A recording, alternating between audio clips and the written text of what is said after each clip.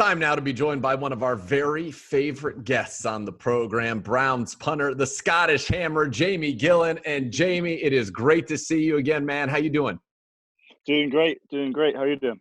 I'm doing very well. You look like you're in a beautiful wooded area. Now, the people, they're listening. They can't see you. They don't have the benefit of what I get to see, the flowing locks, the unbelievable Cleveland Rovers Rugby Club shirt. So tell me about the Rovers. I've told you before, my dad toured the UK, went to Wales as a kid with him when he was a rugby player. He was a hooker. And so obviously rugby has a very special place in my heart. Tell me about the Rovers. I've got a few mates that I hang out with that are big Rovers guys, and so I got that's who I kind of go to the pubs with, and they're all just great people. A couple of firemen play as well, and I'm also friends with the coach, so they hooked me up a whole bunch of great gear, so I rep them whenever I can, and I would recommend anybody who misses football, who's out of college, to go and run around and play rugby, because it's just, as you know, just a great bunch of guys who just have a similar mindset of wanting to hit people, so it's good fun. And it's obviously hugely popular in Scotland and obviously all over the UK, even go down to New Zealand. The All Blacks, they are probably the most famous rugby side in the world. When you go to the Rovers and in Cleveland, is it a lot of Americans or is it a lot of people like yourself transplanted, from rugby hotbeds who make up either the Rovers or those who hang with the Rovers? It's a lot of Americans, and I think there's a couple of foreigners in there. I wasn't supposed to, I got in trouble for this, but I was sneakily, in my sophomore year of college, I was getting a little bit fed up of just kicking a ball. I was just wanting to hit people really hard, so I was sneaking off and playing rugby, and I was so silly. And so I was playing with a bunch of the older fellas, and I was like 19. The next oldest guy was like 28 or 26 or something. And it was a blast. It took my mind completely off of just the fact that I was just a kicker and punter, and I was going around just wrecking folk on the weekend with my buds, and it was awesome. I absolutely loved it. All right, so I've got to get this story. How did you get found out? How did you get busted? Well, it was actually me. I kept coming in with, like, I'd have like maybe like a little big bruise or something. You get in a fight. Like, yeah, because I have like a house. So I was like, I got hit by something at my house party or whatever. I'm like, okay. And then it was getting bad because I got into a weird position, and I hit this guy and popped my shoulder out, fell over, popped it back in. I was like, wow, if that was my leg, I wouldn't have a career. So I should probably stop. And then I didn't stop, which was silly. And I went into the medical people. And then the next week, I popped my other shoulder out, or 2 weeks later, and then I went back in the medical. I was the person deciding to stop them, but then my coach was like, why do you keep getting hurt? He's like, are you effing playing rugby? I was like, maybe, maybe not. And then I got I got told to stop instantly. So I was like, all right. So that was the end of your rugby career, and now here you are in the National Football League as the punter for the Cleveland Browns. So don't get bored of just kicking a football. You got to make some tackles in the preseason, and hopefully you don't have to make many tackles. We know that that's not ideal, but at least you get to get out there and run around with the fellas every now and then. Oh, I'm good now. I'm in my happy place. There's going to be no sneaking off playing for the Rovers. You won't see me on Saturday before the game running around with the Rovers, I promise. Good. Let's keep it that way. So I got to ask you, as we've gone through this period, where's the weirdest place that you've kicked a ball now that you're trying to keep your training going and keep going? I can imagine you saying, I'm going to hit that tree, 70 yards over there, and start aiming for trees and booming balls into trees. Yeah, I don't know. It just kind of going everywhere. I booted one in my yard stupidly, and it got stuck in the tree. So okay, not doing that again. And so I go to. Actually, it's actually quite upsetting that the pub's closed. So I go right beside this pub that I used to help out with his baseball field. Slow pitch softball is quite a big thing down here, and so there's this massive field right beside it. And I used to anyway would have a fun day of kicking and working out, and then I'll just wander over and somehow end up in the bar afterwards, and have a cheeky post-workout pint, and then go home. But that was closed, so I just go there to punt. Sometimes my old coach's backyard, his family family's got a really big, nice backyard, and it's kind of covered, so it's not as windy. Just anywhere with a field, and I can just punch some pigskins. So how many balls do you have with you? How many are in your repertoire? And I would imagine, how long do they last when you're just bombing them like you do? Do you wear the balls out after a certain period of time? I think so, but then some of them get absolutely primed. They turn into just these amazing kicking balls. But then I popped 2, so I'm down to 8. Lost one in the tree I was talking about. That was awesome. So I got like 7 or 6 or 7 right now. And so I might need to call Brad about some Send some more balls. pigskins your way. Yeah, absolutely. And for the people who didn't maybe catch our working from home, where are you now in this period? So I'm in Southern Maryland with my parents. As soon as I heard Cleveland was on, because the Browns went on lockdown pretty quick, and I thought that's quite weird. And so then I was working out at Tremont Athletic Club. The place is amazing, and then that shut down as well. And then I was going to a private place, but I was traveling like 40 minutes to go to the gym. And then they were talking about going on the full lockdown. So I was like, screw this. I threw bear in the truck, went to the store, bought 118 eggs, about 15 packets of bacon, 2 bottles of bourbon, a rack of Guinness, and just scooted and came down to Southern Maryland. How did you decide on 118 eggs? I actually didn't even think about the number. I just grabbed rakes of eggs because I like eggs. And then we had them in the fridge, and my dad was like, Jamie, how do you expect these to fit in there? Like, we'll go in and we end up counting them out. There's 118 of them. I was like, you're an absolute clown. What are you doing? Like, I like eggs. I like eggs. Simple enough. What is your favorite egg preparation? Man, that's the best part about that little odd-shaped thing of goodness, right? You can scramble them, you can fry them, you can poach them, you can scramble them in different ways. It's just whatever I feel like. I wake up in the morning, me and mum, dad, we actually make homemade bread, so we got this nice soft loaf of bread. Oh yeah, toast her up.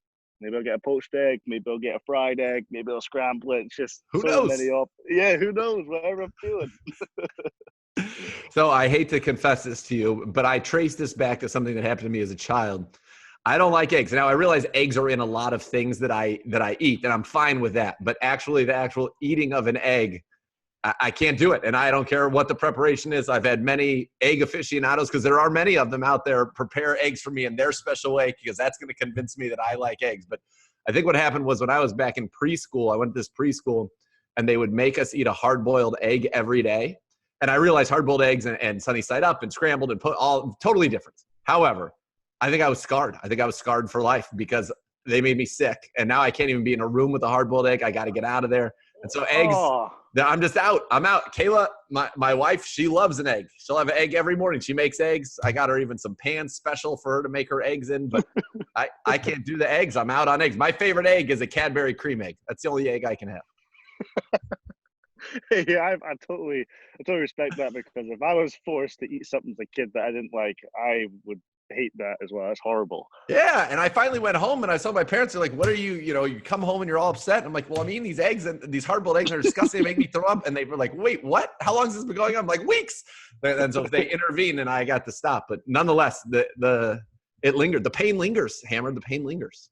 I bet it would linger with me too. I don't really like a runny yolk. That gives me, as what we'd say in Scotland, the bulk. If that thing's running, I'm gagging. I'm out. You're out. Yeah. I gotta have a hard yolk, Listen, I think if you're gonna have an egg, it better be exactly how you want it to be. Now, there's a variety of ways, but it better be what you want. What are you working on from just we'll get into the mental aspect of the game, but just from a kicking standpoint? I know you're up to, I think last time we talked, you said you're up to 146 different punts. Are you at 147 now? Like, what are you working on? What's going on? Just talking about.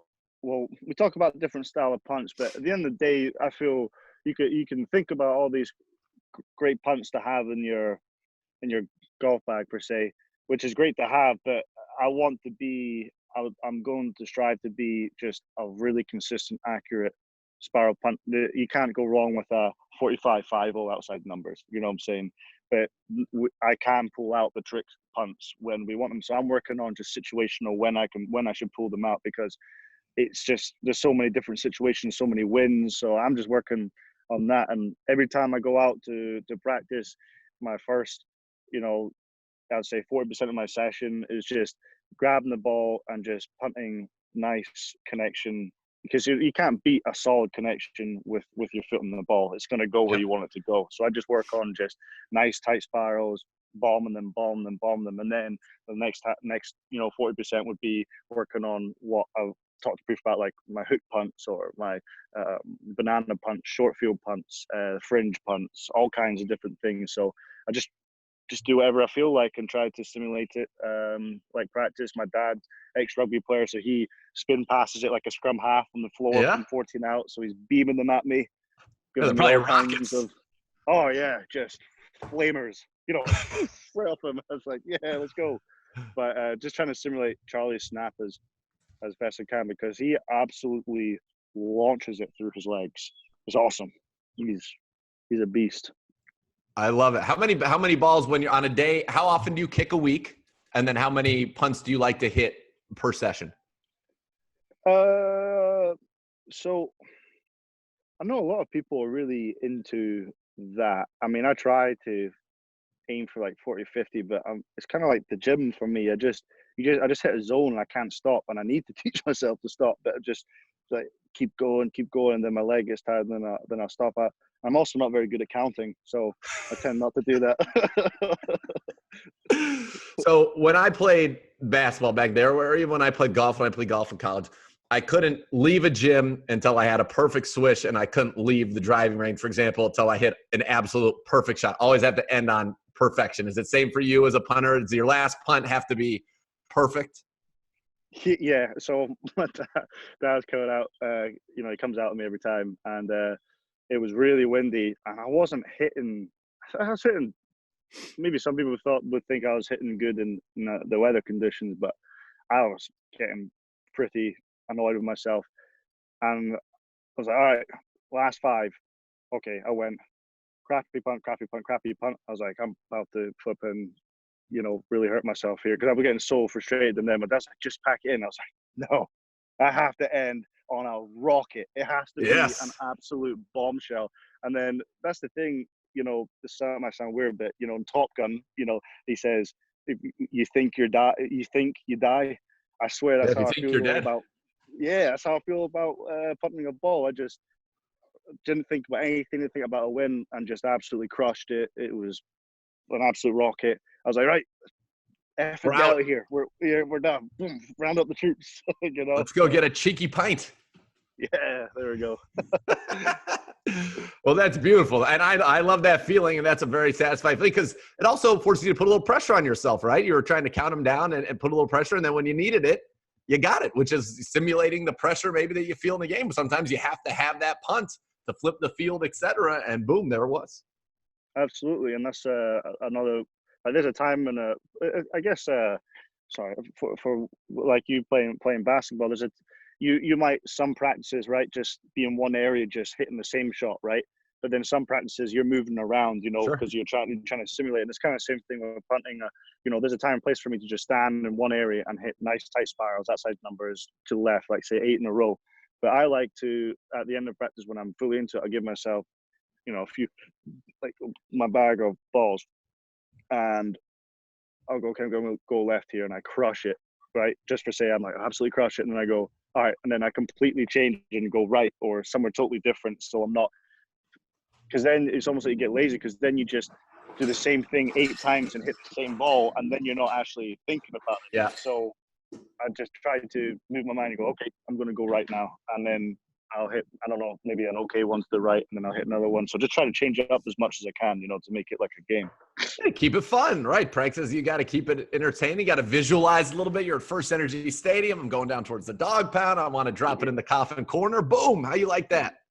Yeah, I play when I practice my holding in the gym. I play crowd noises on full blast, so I can barely hear. I'll shout something to Dad. He's like, "I hear you." All right, just crowds screaming and just repetition. Sometimes I got this big boombox speaker. I bring it and put it on the back of my truck and play it really loud while I'm punting as well. I don't know, just different things.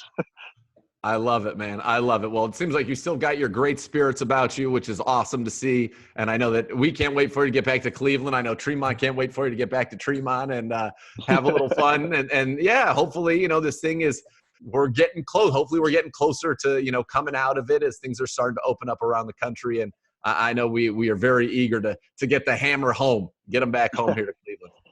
Hey, I'm missing home. I'm looking forward to getting back too. I'm waiting for Charlie to get back up there so I can start catching the snaps. So and getting it ready to put it down for Austin. Does Austin talk trash while he's kicking ever? Like does he talk trash while kicking, or is it only just on the Zooms? Oh no, just in the locker, in the meetings. Not sometimes. Nah, never while I was kicking. No, he's way more focused than my. Yeah, he's flipping. Talking to him. See when a kick's coming up, don't even flipping. Don't even try to talk to him. I just leave him alone. He nails it. Yeah, let's go, Austin. Good job. Does he take his trash talk outside of your room? Because obviously he's got a little relationship with Baker, or does he keep it tight in your room? Because as you said, maybe sometimes his mouth could get him in some trouble if he ventured outside of his boys. I don't know. I don't really want to say that much. It's actually hilarious. His banter is really funny. Like he knows how to trash talk. It actually gets me. It gets me rolling. When he starts, I can't stop laughing. If we're in like an area where we're supposed to be serious, all bets are off. I've got to leave, or I've got to turn around or something because I'm going to lose it. But I think he keeps it pretty close to Charlie. I think Charlie sits there, you know, he's a bit older, and he's like, nah, why am I in the room with these two idiots here? When we get you guys back, we're gonna have to get all three of you on the show, and we're gonna have to go through like the top 5 Austin Seibert burns, his top five trash talks of all time. I want to see what he's got. Maybe we'll put him on the spot. Maybe we'll battle with him. Yeah, maybe. Yeah, Charlie's had some stormers as well. It's good though. It keeps everybody on their toes, you know, and it's also just fun banter. It's good. It's fun to be around them. They make life in the locker room a joy because we're always taking the mickey out of each other. I love it. Great seeing you, man. You're looking great. Can't wait for you to get back here, and I hope you and your family had a great holiday weekend, and you guys stay safe. All right. Appreciate that. I hope you're doing good too.